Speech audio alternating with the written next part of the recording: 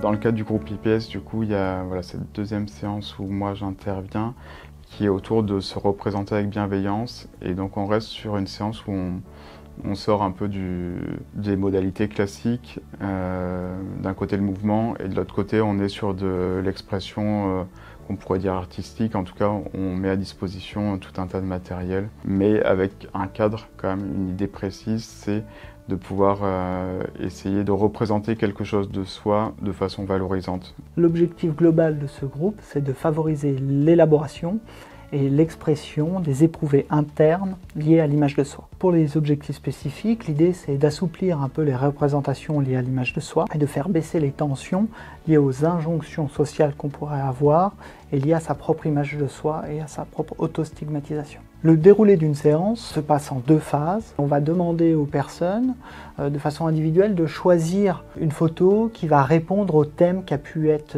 dit en début de séance. C'est-à-dire, quelle photo, pour vous, représente le mieux votre image de soi. Une fois que chacun prend le temps de bien choisir sa photo, ils vont pouvoir expliquer au groupe quelles sont les raisons et ce choix de cette photo et partager pourquoi ils ont choisi cette photo.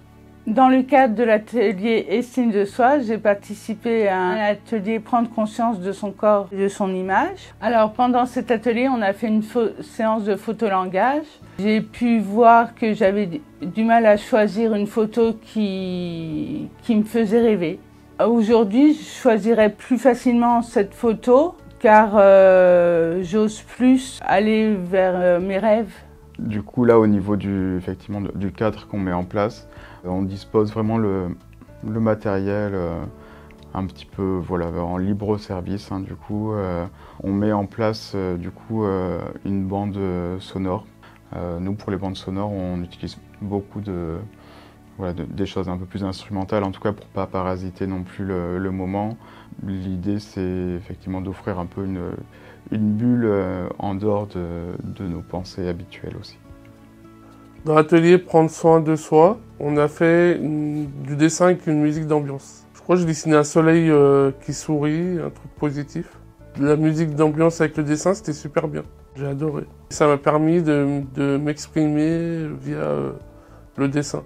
Les personnes ne sont pas là pour s'exprimer justement sans cadre, mais il y a cette question d'essayer de valoriser quelque chose de soi. Ça, on peut insister dessus. Et par contre, on n'est pas là forcément pour faire du beau. C'est un espace qui permet de s'exprimer. Quelque chose que je trouve important, c'est soi-même de s'impliquer, de participer, des fois s'autoriser du coup à se dévoiler un petit peu. Du dévoilement, on va dire, contrôlé, mais authentique quand même, du coup. Parce que justement, sur la question de l'image de soi, de montrer que quelqu'un qui a une casquette de soignant, en fait, peut être là un peu à une échelle équivalente.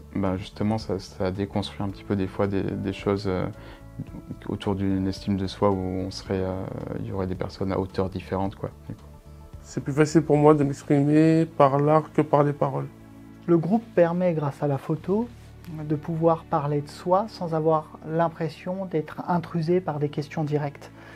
L'idée, c'est qu'on puisse parler d'un vécu ou d'un ressenti à travers un objet qu'est la photo, ce qui permet d'éviter d'avoir l'impression d'être directement impacté par une question qui peut être intrusive pour la personne. C'était un moyen de nous pousser à s'autoriser à rêver.